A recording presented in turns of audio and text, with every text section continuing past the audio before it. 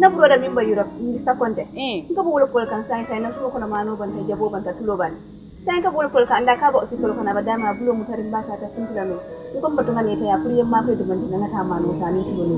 mun da be tan la broda ban balwo service kalam mun service balwo service ni da furon ta mo kalam mun da a fe la broda ko abitala internet all aya ba sak la woldo balwo.com na wo sajje a ko nga ba download la telephone lo na be sandiro to ni wal na be sidin ala office ko ndama manjar pour ay ta bank ko kodoki abe sidin office ko do daminto e do message so telephone ko no e biti ko be gambia dawda biti ko babelo ko ta kano dawda yeta tempo tawo woda ma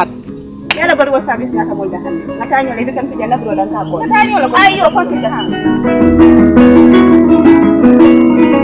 balwo service dinkirala jampo o manken na kolya ko balwo service al demano kaje ko ale do mor feŋol sang alla dimbaya moli ana lakkanun tewul wato bela ani wat sudum fanan kono balwo service la dinkiralu ani la do kunyolu ibe banko karo bedo kabirin katon fo koyna nalla fa ko ku ton so balwo service la kolto ali commandi telephone la no la milbuko 9400213 7694319 wala 3192870 wala hankabi alta internet do alila kolu jibe www.baluwo.com.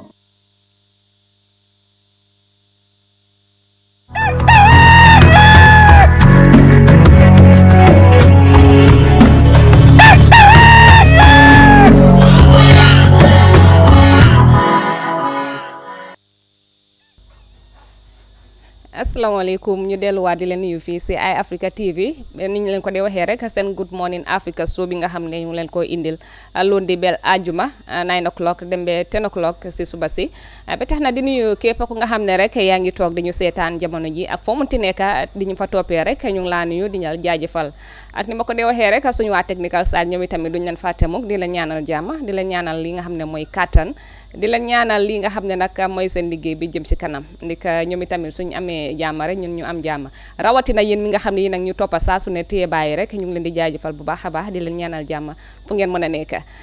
di nuyu suma naataango bi Alhasan naka sa suba saa ngi nii alhamdulillah maa ngi fine well viewers, good morning. Alhasan Cisse and you're watching the Good Morning Africa show. Like we always do, we give you news review and also we have in-depth deliberation on the pertinent stories. Yeah. waaw comme ni ñu ko dee defee rek nañ leen indil xibaar yi nga xam ne moo gën a fees fii nii suñ biir Eye Africa TV ak xibaar yi nga xam ne tamit moo gën a fees si biir réew mi waaye tey moom sëy na bu dafa daw ndax dawut sax dafa soj soj baa ko sonal moo tax tey moom teewut waaw ngeen yokkal ko ñaan rek mu am tane si ni mu gën a gaawee rek ndax suba mu mun a teew waaw dafa ñu fi wéetali trop waaw waaye dinañ leen indi xibaar yi nga xam ne moo gën a fees fii nii suñ biir kër gi après dinañ am kii nga xam ne tamit mooy Kek Sané dinañ waxtaan ak moom si biir kër gi on téléphone waaye Alhasan yeah wow okay later we'll be having a guest over the phone and he's going to give us more inside story about the recent the leading story that just erupted yesterday. We will give you more on that later in the show. We start with our studio stories, that is the stories of Eye Africa TV. Giving his testimony today at the TRRC, Modu Lamin Bah, the then orderly of Nigerian Commander Lieutenant Colonel Odu, said the presence of the Nigerian army played a vital role to the lives of the soldiers. He said the Nigerian army is the reason Gambian soldiers started enjoying certain incentives such as transport allowance, house rent allowance and others, which elevates the income of a private soldier to be at least $1,200. He highlighted at the time when his house rent wasn't paid, he went to query it at the adjutant's office, where he had a misunderstanding with the adjutant. In that engagement, Lieutenant Edward Singate intervened and asked him to leave the office for him to take up his problem. He added Edward Singate later told him to go with him to his office, where he informed him that they were about to stage a coup, which will be a useful material to them because he was working directly under a commander and they will need information, and he will also be compensated. He further said Edward Singate told him in case plan A fails, there is plan B, which is they will kill all the senior officers and loot the central bank and flee the country. Bah added, as the initial plan of overthrowing Jawara at the airport was foiled, Yaya Jammeh went to see Lieutenant Colonel Odu and told him, "Sir, it has failed." Odu told him they cannot allow them to do that at the airport. Bah remarked, Odu further told Yaya Jammeh, now that Jawara is at his home, go after him there, and suggested to him, Yaya Jammeh, that they should use the purported American training exercise as a cover to stage a coup. Mr. Mudlamin Bah remarked soldiers were not happy with the junta because they promised them compensation if they succeed in taking the government. That, he said, the junta did not honor, which resulted to the soldiers grooming a counter coup to change the junta government. Yes, that is Mr. Mudlamin Bah, a former orderly of the previous commander of the Gambia Army, who was from Nigeria, that is Lieutenant Colonel Odu. He also made these revelations that Colonel Odu played a leading role in staging the 1994 coup. According to him, I mean, in fact, he was the one directing Yaya Jammeh to take up the right steps to conquer the previous government. waaw comme suñ mbokki olof rek kooku di colonel Odu mi nga xam ne moom itamit Nigerian soldier la mi nga xam ne mu ngi woon si biir réew mi ñu ngi wane ne moom itamit play na rôle bi nga xam ne jamono coup bi play woon na si amoon na si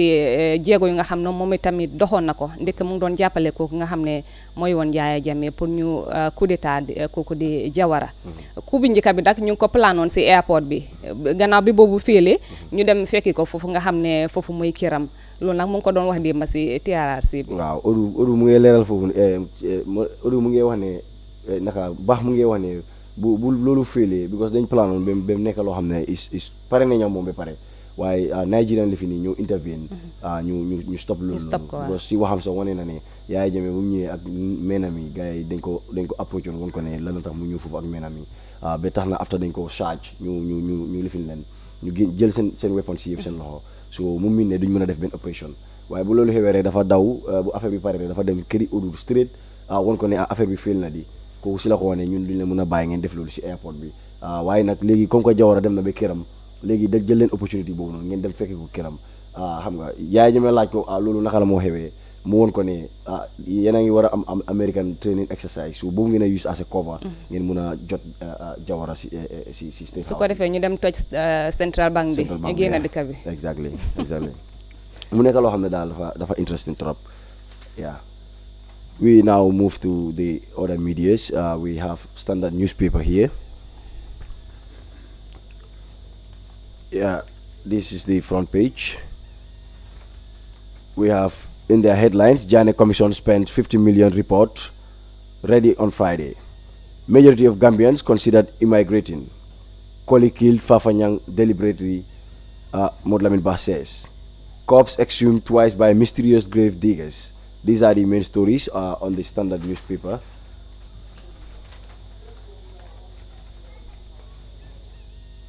Yesterday,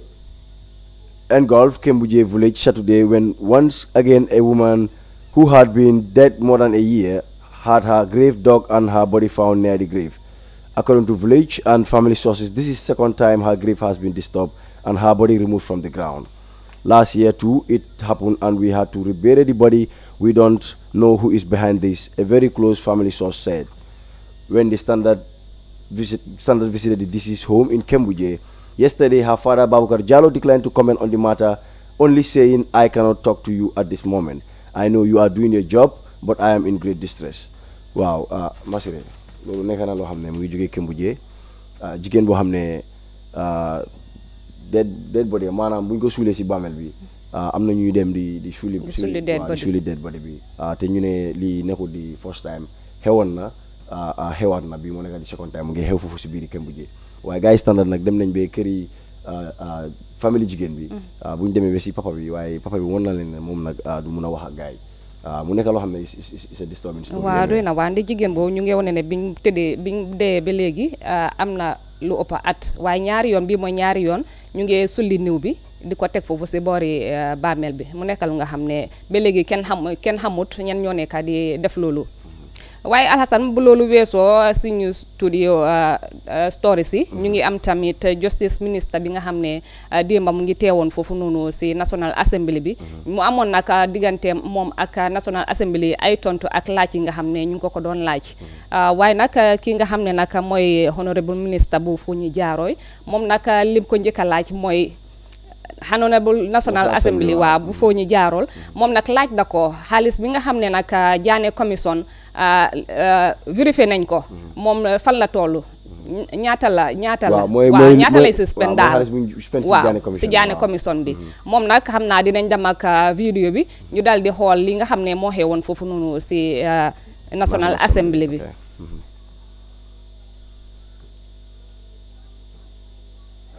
And the Honorable Attorney General and Minister of Justice or Minister for Justice tell this Assembly how much money has been spent on the Janet Commission since its inception.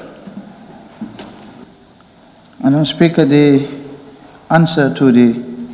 question by the Honorable Member for Foni Jawol is that the total amount of money spent by the Janet Commission from its inception in July 2017 to date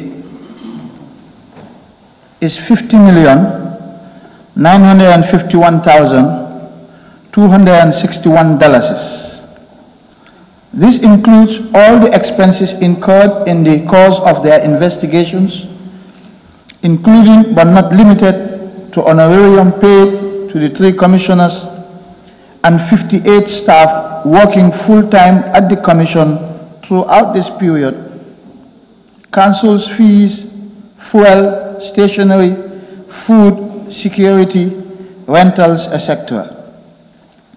Madam Speaker, we must also take note that in the course of its work, the Commission was able to generate monies from its activities, including $67,894,170 from the sale of recovered tractors and other items, as well as monies in bank accounts, hidden bank accounts, and other landed properties discovered by the Commission. Madam Speaker, it was deliberate on my part to omit the second set of figures, and I would have wanted to explain that this was inadvertently placed in the response. The sale of cattle was not under the purview of the Commission, it was under the purview of the High Court and the Sheriff's Division of the High Court, and that is why I deliberately omitted that figure. It was, as I said, inadvertently included in the response, and that is why I deliberately omitted to mention it. But if you in your wisdom believe that I should also include this in my response, then I will do so. You know, for purposes of the... Thank you for that guidance. I'll take it from the amount of $67,894,170 from the sale of recovered tractors and other items. The sale of 138 tractors and 458 vehicles, including scrap, the amount of $8,302,970 from the sale of 725 herd of cattle, as well as bank accounts frozen and or discovered by the Commission, and other properties discovered as a result of their work. Madam Speaker, the work of the Janet Commission should not, however, be measured in monetary terms alone. The value of their work exceeds any monetary value that I am sharing with this august Assembly. I am proud to report that largely because of their work, conducted in a professional manner with respect and adherence to due process, fairness, and transparency, we have exposed the alarming scale of corruption and financial delinquency of the former president. We have shared information generated in the course of tracking and recovery of assets procured through illicit enrichment, and we have registered some success in this endeavor. And we have seen a tightening of financial regulations by government departments and agencies to prevent corruption and financial leakages in the system. Finally, Honorable Speaker, we intend to recover the entire cost of the Janneh Commission investigations by making those against whom financial adverse findings have been made to bear the cost of recovery in proportion to their responsibilities as found. That is my response, Madam Speaker, to that question. waa kooku di woon Minister of Justice Aboubacar Tambadou moom mi nga xam ne mu ngi doon tontu laaj yi nga xam ne ñu ngi ko doon laaj foofu noonu démba si National Assembly bi waaye ki nga xam ne nag mu ngi ko doon laaj yooyu bokk si di foo ñu jaarool seen National Assembly member bi moom nag jamono ji ñu ngi ko am si line bi nu ñoo def rek daal di ko jël moom itamit ñu waxtaan ak moom. Hello honorable. Hello. Yes. Honorable. Yes. Good morning. Naka suba si? Alhamdulillah. Maa ngi si jàmm. Yaa ngi si jàmm? Alhamdulillah waaw. Waa ñu gis ne démba yaa ngi doon laajte ak tontu diggante yow ak justice minister bi. Waaw. Waaw ñu gis ne yaa ngi ko doon laaj dépasse bi nga xam ne dépasse nañ ko foofu si Janneh commission bi. Exactly. Waa ndax tontu yi nga xam ne jox na la ko. Tontu yi nga xam ne jox na la ko ndax tontu yooyu doy na la. Well, okay. I'm not satisfied with all the answers that he gave to my question. Na balal man ak suma all of the living with no. Waa mun ngaa ñëw si soose or English. Well, dama try ma wala si English. Okay. Yes. The question that I asked the Honorable Attorney General, the Minister for Justice, and the response to that question, partly he answered my question by telling the public that the money that was spent on this Janneh Commission went up to about $50,951,261. Fine. But then after including again with other commitments, so I asked him to clarify, because if you could remember, there was some adjustments that he brought to the Assembly and we approved.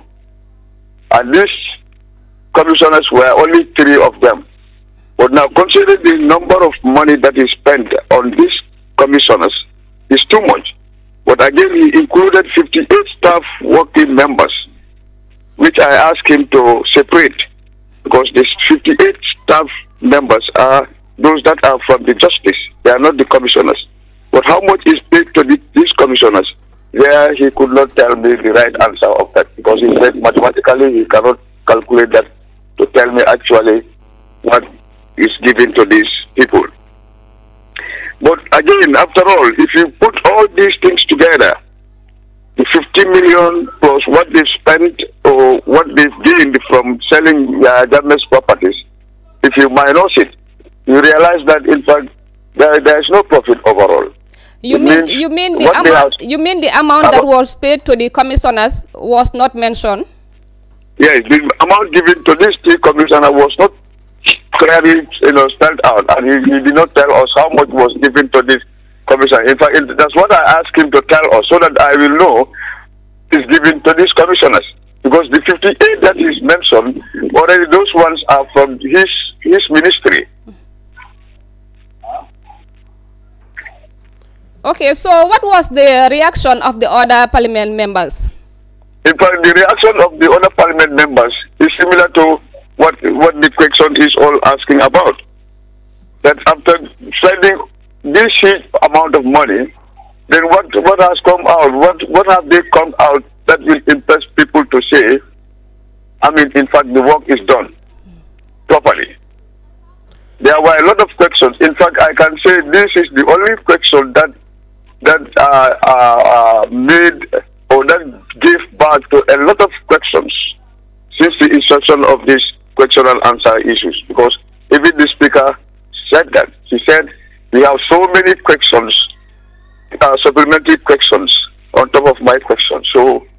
I cannot understand. Meaning, then there is a question mark still on this Janneh Commission's issue. Yes, Honorable. Yes.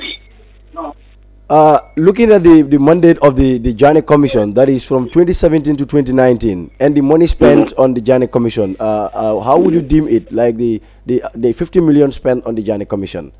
I mean, what is your take on that? That amount? I'm not getting you clearly. I mean, the amount spent on the Janet Commission on within their 2 years mandate. How would you rate that amount in connection to their mandate? I mean, if you look at it proper, in fact, the commission is mandated to make investigations. Okay? But then again, if you look at it properly, the mandate versus the results, they don't tally.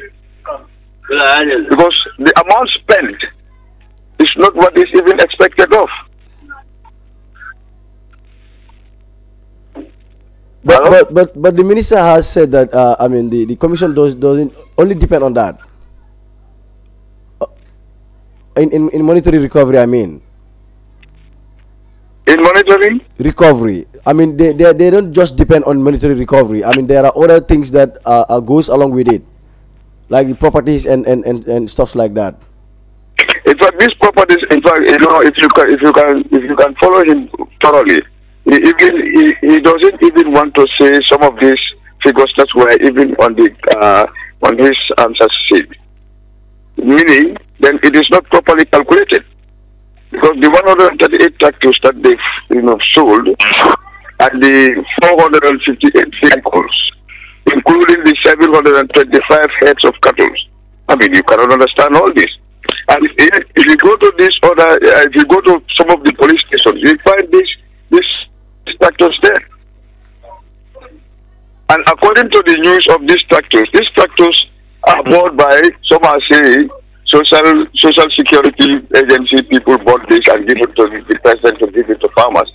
Then to me, if these tractors are sold, then the money should go back to social security, because it is. And who mandated the commission to do this selling? Because according to what I can understand, after making their investigations, it should report the matter to the High Court. And it is the High Court that will now decide whether what they have discovered is something true or not. Therefore, the law has to come to play its role. But then this is not what happened. The commission did its own jurisdiction to do whatever it likes to do. It is contrary to the law. So, Honorable, yes. What should we expect now that the reports are out? In fact, according to him, he said this Friday, the results will be handed over to the press. Maybe the president will go over these reports within 6 months period. So after this 6 months period, then that's the time it will be finally, it will be finally decided what next to do.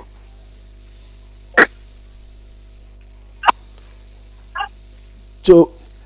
are you getting me? Yeah, we are getting you. Now it is also understood there are pending tractors parked at police stations. Did he say anything about that? In fact, yeah, they asked him of those. In fact, a member asked him of that question, but he said maybe for those ones that are at the police, he didn't know whether the purchasers left them, or the reason why they left them there, he did not know or what. But he did not even state clearly why those things are left there. All right, thank you very much for having you here on Good Morning Africa show. We really appreciate having you. Thank you. waaw kooku de woon Alhaji Sankung Diané moom mi nga xam ne mooy National Assembly foofu foo ñuy jaarool moom mi nga xam ne mu nga amoon laaj ak tontu démb foofu si National Assembly bi diggante moom ak kooku di Justice Minister bi di Bah Tambadou waaye moom naka mu ne tontu yi nga xam ne tontu dañ ko fa am na yu nga xam ne des na ko satisfy daal si biir waxam. waaw loolu la wone ndax si wax bi sax wane na ne bu mu ko laajee mbiri commissioner yi mooy ñetti commissioner yi bu mu ko laajee ñaata lañ leen fay si diggante diiri 2017 bi ak 2019 bi waaye li ko ministre bi tontu mooy comme dafa scanti daal waxul leen loo xam ne comme dafa dafa tegu comme ne lii leen fay waaw daf ko xayma rek mu ne mathématique sami daal dëgërul boobu dëgër ba pare mu tënk ko foofu rek bàyyi ko noonu waaye joxul leen spécifically ñaata so mu ne ñoom nañ def seen all calculation ñu xoolal seen bopp comme ñaata la commissionnaire yi ñaata lañ fay commissionnaire yi so li mu joxee daal mooy overview maanaam ñoom lu ñu spend in total loolu la leen jox waaye deful ko ay xaaj yoo xam ne waaw nit ñi dañoo liñ dee spend per month loolu la leen wax waaw wax na boobu noonu 100,000 waaw ne commissioner bu nekk 100,000 every month waaye si biir wax bi tam am na lim jota wax mooy comme mooy justice minister bi ne 6 months excluding 6 months diggante July 2017 ba January 2019 so mu ne ñooñu nañ def seen own mathematics then ñu génne si 6 months ba pare ñu xool every month 100,000 ñaata la leen a jox loolu moo nekk luñ fay commissioner yi so mu nekk loo xam ne tam yaakaar naa is the leading the main story fu mu ne nii ku nekk lii la nekk di wax ba pare si biir waxam tam wane na ne lu gaay jaay si bagage yi previous régime bi ak liñ spend pour moom mu ne gisul si benn profit honorable National Assembly member bi wane na ne moom gisul si benn profit maanaam jëm kanam nekkul si loolu daal si moom si kàdduwam daal loolu am na solo waaye ñu dem ak beneen story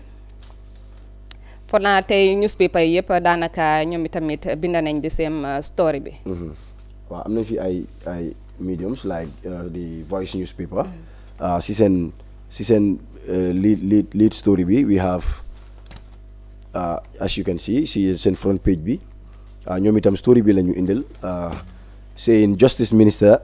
Janneh Commission exposes Jammeh's corruption reveals government spends over 50 million on Janneh Commission ñu dem ñu jël si tuuti rek si story The Voice newspaper. Justice Minister Janneh Commission exposes Jammeh's corruption. Boubacar Tambidou, Minister of Justice, has said that the Janneh Commission has exposed alarming scales of corruption and financial criminal behavior of former President Yahya Jammeh. I am proud to report that largely because of their work conducted in a professional manner with respect and adherence to due process, fairness and transparency. We have exposed the alarming scale of corruption and financial delinquency of the former president, he added. He was responding to questions during 5th Assembly, first of the ordinary session of National Assembly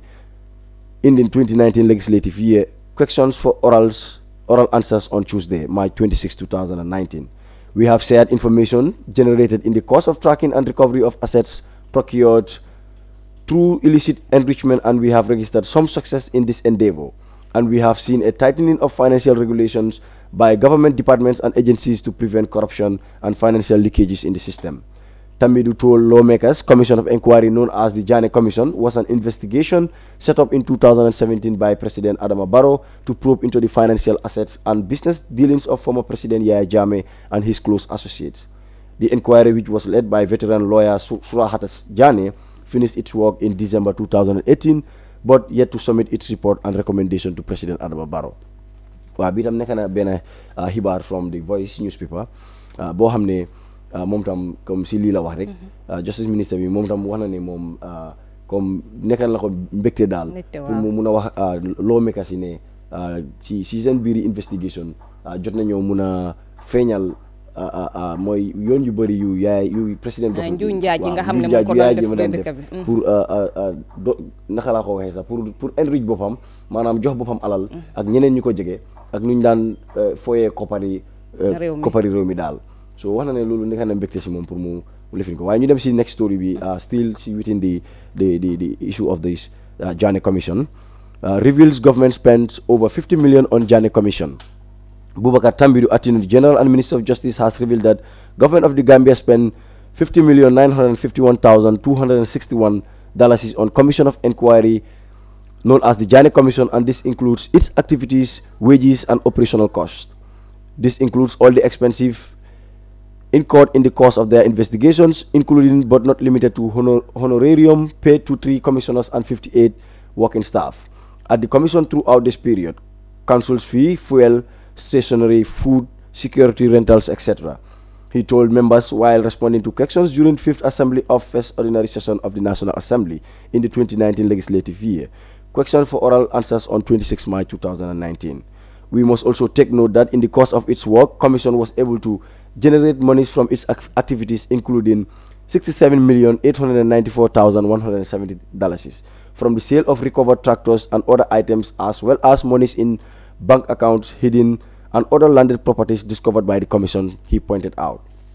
He further reveals other details about the money generated from the sale of former president's assets, including 138 tractors. However, the minister said the work of the Janneh Commission should not be measured in monetary terms alone. We have shared information generated in the course of tracking and recovery of assets procured through illicit enrichment, and we have registered some success in this endeavor, Minister Tambidu told the House members. He also explained that they intend to recover the entire cost of the Janneh Commission investigations by making those against whom financial adverse findings have been made to bear the cost of recovery proportional to their responsibility. Tambidu said there are foreign governments that are helping them in tracking the assets of the former ruler. Wow, Masire. Li yeb nek na yeb ci ben wax bi la rek. Waaw si Janneh Commission ak Minister of Justice moy Ba Tambidu. Fii tam wane na comme xayma na fii comme amount bi waaw koppar buñ spend waaw Masire di nga lifineel ñu foofu waaw kii nga xam ne mooy comme li nga doon wax rek ministre Ba Tambidu comme si ay kàddu moom ngi wane mbégteem ak kontaanteem bi nga xam ne wane na xaalis bi nga xam ne feeñal nañ ko foofu noonu si njuuj njaay comme njuuj njaay yi nga xam ne ex président Yaya Jammeh mu ngi ko doon def fii ni si réew mi ak ñi nga xam ne ñu ngi ko jege woon demoon na ba nga xam ne toll na si 50 millions yi nga xam ne depuis 2017 bi commission bi dooree ba léegi yi nga xam ne moom lañ spend si moom lañ si dépasse daal bokk na si li nga xam ne mooy ñi nga xam ne si ñooy seen commissionnaires ak seen liggéeykat yi seen fuel yi ñu daan use seen stationery maanaam seen bagage yu ñu daan use seen lekka security ak rental ak yeneen yi nga xam ne tamit seen 58 staffs yi nga xam ne tamit bokk nañ si ñi leen fay ba léegi rek mu ngi wax ne tamit ak tractors 138 tractors yi nga xam ne jaay nañ leen tamit yooyu tamit bokk si ay moto yi nga xam ne toll na si 458 moto yi nga xam ne tamit jaay nañ leen si ay nag yooyu nga xam ne tamit jaay nañ ko ak bank account yi nga xam ne dañ ko daal di froze yooyu tamit nekk yu nga xam ne xaalis yu takku yi nga xam ne jot nañ ko gëstu daal si mbir moomu noonu. waaw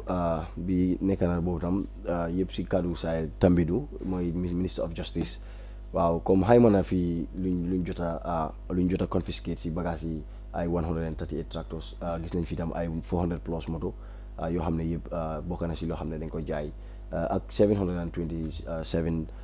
boppi nag maanaam nag yu tam waaw yëpp lañ jot a jaay loolu nag mu xayma about 60 something million bu mu wax noonu waaye moom tam si biir waxam ba léegi wane na ne lii nekkul comme li ñoo jot a jot si previous régime bi maanaam lu ñu siis comme buñ ko xoolee si fànn xaalis bi rek comme leneen loo xam ne comme indiwut ko loolu ëpp moo ëpp comme luñ jot a présent nii fu mu nekk nii waaye wane na tam président bi moo am di mandate comme pour set up commission bi ba pare commission itam suñ paree seen report bi tam moom lañ ko war a jox ba pare président bi tam moo war a jël report boobu noonu yóbbu ko public maanaam jox ko nit ñi tam xam li nga xam ne moo doon xew kana def ak kana defut ak naka la demee ba commission bi comme yëpp nu mu demee daal so di nga gis ne loolu noonu tam mu ngi dëgëral ne comme ni ko constitution bi waxee comme si diiri 6 months comme si la président bi comme si within that period la moo def li moo def ba pare tam ñu mun a ko project mu jot ci nit ñi waaw comme ñu delluwaat si cadre bi nga xam ne honorable bi wax na ko fi rek moom si tontu yi nga xam ne mu ne justice ministre bi tontu na ko si fay bi nga xam ne ñu ngi ko doon fay commissionnaires yi moom nag loolu mu ne leeralut ko waaye xëy na ñu ngi am yaakaar ne su report si after the report su président bi su ko jotee bi nga xam ne ñëw na public xëy na loolu dina leer ñu mun a xam tamit ñi nga xam ne ñoo fa toogoon di commissionnaires yi ñoom tam ñaata lañ doon am si li nga xam ne mooy seen fay waaw waaye si biir waxtam ministre bi tam jot na leen a cabaxal si mbir mi because wax na la ne mu ne moom comme ni mu ko waxee rek ma quote on quote mu ne comme moom mathématicien dëgëru bu baax waaye li mu leen mun a wax mooy diggante January July 2017 ba January 2019 comme si loolu mooy diiri seen opération bi te si biiri diggante boobu noonu 6 months rek lañ exclude moo nekk loo xam ne fayuñ leen waaye su passé 6 months yooyu loolu bépp weer bu fa nekk rek fay nañ commissioner bu nekk 100,000 so 100,000 boobu so mu ne na gaa yi def seen xayma ñoom nañ def seen calculation ñu génnee 6 months out of July 2017 ba January 2019 suñ defee seen calculation dinañ xam commissioner bu nekk ñaata lañ ko doon fay waaye am na lim si waxtam mooy di honorarium lifin itam mooy comme fay yoo xam ne mun nañoo wax ne ay neexal la mu nga ko ooyee mooy fay yoo xam ne nekkul amul spécifique ay ndàmpaay waaw comme liggéey nga def nga overwork wala dugg nga si yoo xam ne laajte na pour ñu jox la fay boo xam ne maanaam nañ ne def nga liggéey boo xam ne comme bokkut si sa actual time sa work time framework bi so di nga gis ne yu mel noonu su amee da leen dee compenser mooy honorarium yi mu ne yooyu itam yëpp si la bokka comme ni nga ko waxee rek seen rental seen mbiri security seen mbiri lekka and everything daal boo ko xaymee yëpp 50 million ak lu tegu tuuti lañ spend si commission bi waaye lii nag nekk na loo xam ne kii naka la honorable National Assembly member bu laajoon question bi moom mi laajte question bi sax comme wax na fi ne moom nag he is not that satisfied si waxam sax mu ne partially saa yi dafa respond comme jox na ko partially lu mu soxla waaye am na loo xam ne tam jotu ko koo jox loolu nag yaakaar nañ ne possible na mu saturate to the other people out there mooy waaw suma bàyyee suma xel am na ku doon wax mu ne ki nga xam ne mooy ex président Yaya Jammeh waxoon na ne nag yi mu am dem na ba $5,000 waas mu ne fàttal ko waaye fii ñu ngi wone ne 725 lañ jaay kon yeneen yi nga xam ne des na kon yooyu anañu waaw boobu tam question mark la nag question mark because fu saay wax ne Jammeh wax na ko ne am na lu mut ay 5,000 nag ba pare suñ ne 727 25 loolu lañ jaay loolu dina nekk loo xam ne tam comme jar na ñu query ko ana yeneen yu des su nekkee comme ni ñu ko waxee fii noonu la fa demee ne 5,000 nag waaye nag ñu bëri xam nañ ne nag Jammeh moom amoon na nag yu bëri loolu moom nekk na loo xam ne umput kenn nag moom bëri woon na ko gis nañ faarato fii sax si faamam bu fa nekkoon noonu amoon na fa ay rab yu dul jeex nag ak lu bëri biiri kanila itam di same thing so loolu nekk na loo xam ne daal jar is a worthy query daal waaye xam naa nu commission bi di gën a demee maanaam report bi bu ñëwee Friday ba time bu président bi di release report bi maybe dina si gën a am yëpp dina leer waaw dina si am waaw Alhassan ñu ngi ñoo signal ne waxtu bi jeex na. Okay, well viewers, this is all we have for you on today's edition of Good Morning Africa show. You can log in tomorrow this time for the discussion on the main things over this country. askan wi di leen jaajëfal bu baax a baax seen ànd bi nga xam ne yéen a ngi ko àndoon ak ñun di gërëm honorable parliament ministre National Assembly parlement boobu noonu ñu ngi ko gërëm moom itamit di ko jaajëfal si time am bi nga xam ne jël na ko di jaajëfal ñëpp ñi nga xam ne ñu ngi ñu toppoon ak suñ kayiti xibaar yi nga xam ne ñu ngi ko fi am tey ku si bugga rek comme ni ma ko dee waxee mën ngaa dem seen website bi wala su fekkee yaa ngi si biir dëkk bi rek nga doxantu si biir dëkk bi di nga ko mën a am nga xam li nga xam ne mu ngi si biir kayiti xibaar yi di leen jaajëfalaat bu baax a seen ànd bu rafet bi waaye di la wax ne ñu ngi ñëw link ak TRRC bi bu kenn puus ba si kanam kon indali jàmm